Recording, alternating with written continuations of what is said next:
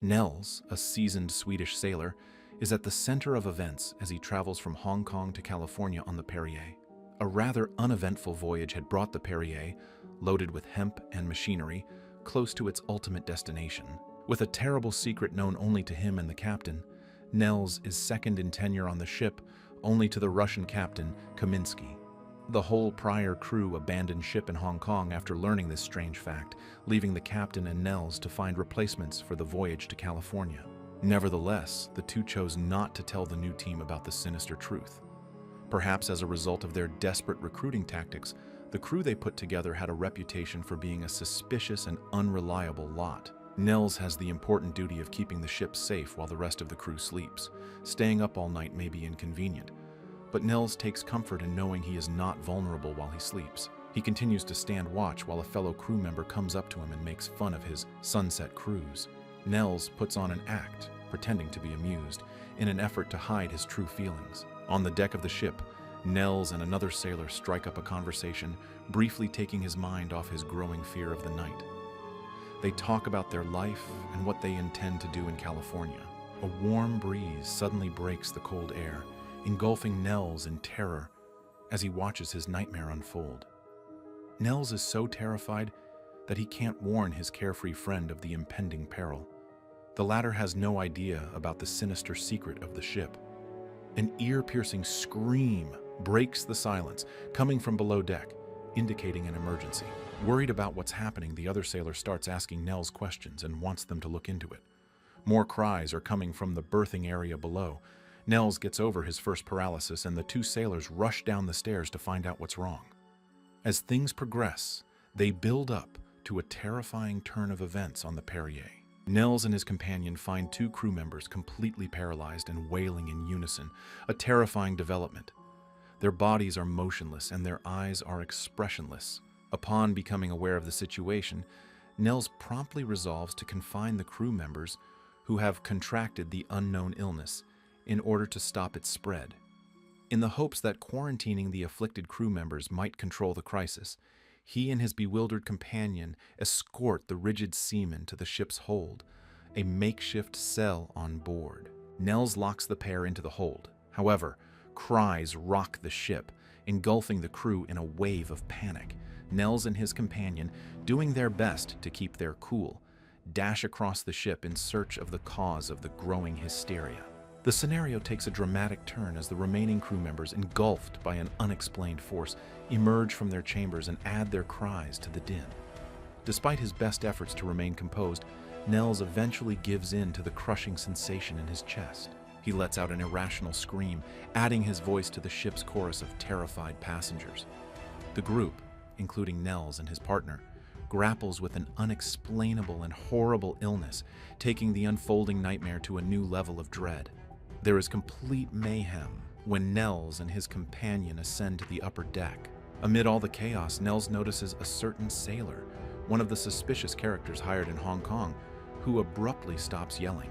Terrified, he observes the young sailor, now galloping uncontrollably, jump over the railing and dive into the ocean below. The screams suddenly stop, and a haunting silence follows. The crew members gradually emerge from their trance-like states, surveying their surroundings with a mix of confusion and disorientation. Everyone on board had just suffered from amnesia. They had no idea what had happened on the ship and were forced to try to piece together what had transpired. The horrific event had ended in an unusual and sudden manner, leaving the team bewildered and collectively forgetful. The tension on board the Perier neared a breaking point as the crew struggled to make sense of the terrifying and unexplained occurrences. An exhaustive but fruitless search for the sailor who had jumped overboard led to his official declaration of death.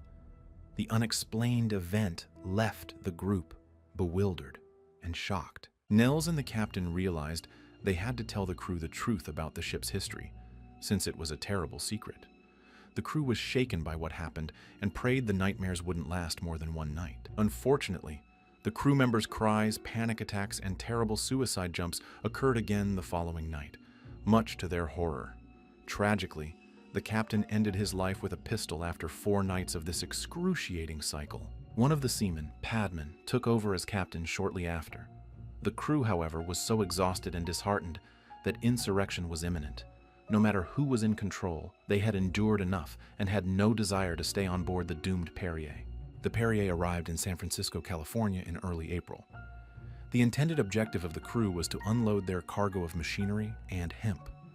Now that Padman was in charge, the ship encountered a crew on the verge of mutiny, brought together by their common trauma and the desperate need to escape the horrific events that had befallen the ship. The destiny of the Perier and her crew hung in the balance as they faced the aftermath of a journey marked by despair and gloom. The crew's suffering appeared to be far from over as the Perier neared San Francisco's coastline. As soon as they saw land in sight, 9 sailors, frantic to get away from the haunted ship, snatched a rowboat and paddled to safety. Cutting ties with the Perier was their top priority. They departed without demanding payment and did so without delay. When they got to San Francisco, Nels and the rest of the crew unloaded the hemp cargo. The trip, nevertheless, was far from over.